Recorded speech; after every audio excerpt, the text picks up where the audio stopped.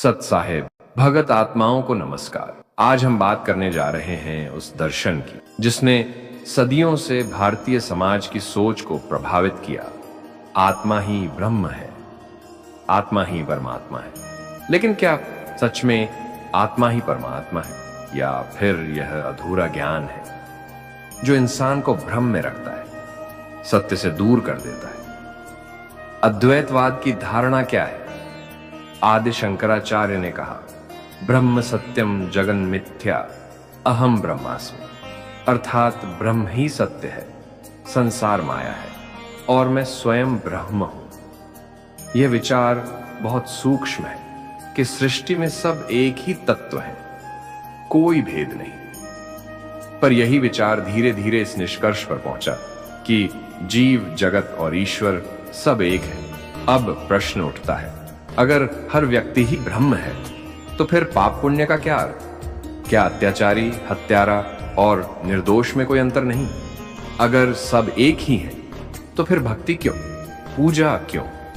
और वो संत महापुरुष क्यों कहते रहे कि परमात्मा अलग सत्ता है? शास्त्र क्या कहते हैं आत्मा और परमात्मा के भेद पर? अब आइए प्रमाण की बात करें। श्रीमद् भगवद गीता में भगवान श्री कृष्ण ने कहा, ममैवांशो जीवलोके जीवभूतः सनातन, गीता 15:7। अर्थात यह जीवात्मा मेरा अंश है, मैं स्वयं नहीं। मित्रों, अंश और पूर्ण एक नहीं होते। जैसे सूर्य की किरण सूर्य नहीं, वैसे आत्मा परमात्मा नहीं। वेदों में भी यही बात कही गई।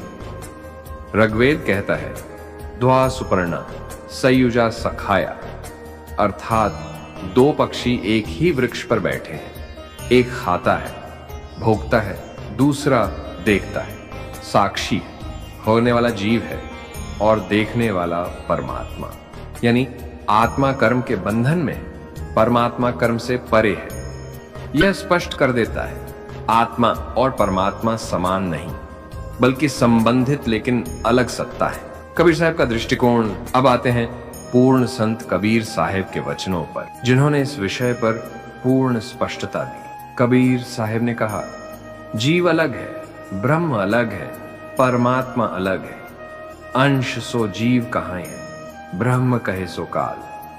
पूर्ण ब्रह्म कबीर है, जो सबका रखवाला। साहब ने कहा, जैसे लोहा अग्नि में तपे तो अग्नि सा रंग पावे, परंतु लोहा अग्नि नहीं होता। यानी आत्मा परमात्मा की ज्योति से प्रकाशित होती है, पर स्वयं परमात्मा नहीं बन जाती। कबीर सागर में आता है, अंश जीव है, पूर्ण राम है, जीव जरा सा कण समान है।